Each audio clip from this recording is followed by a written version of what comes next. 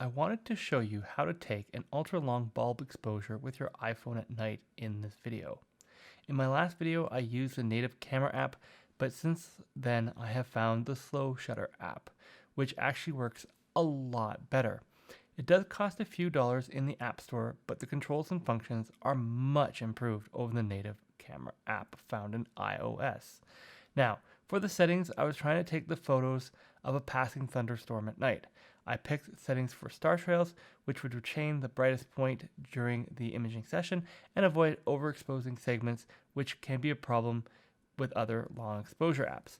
Basically, I was trying to capture the lightning. Now, I also set the timer function on the app. I highly recommend this, as I don't believe the anti-vibration in the iPhone is enough to correct for the shake right after you tap that shutter button.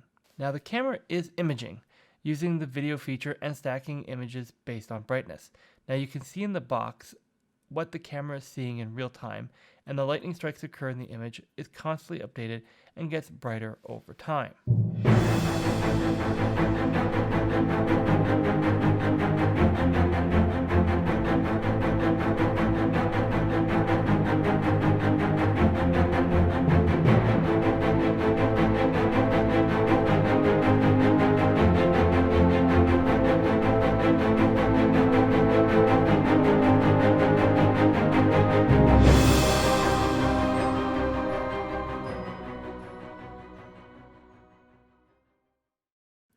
Now I imaged this for 10 minutes to see what I got as a final photo, and this was the result.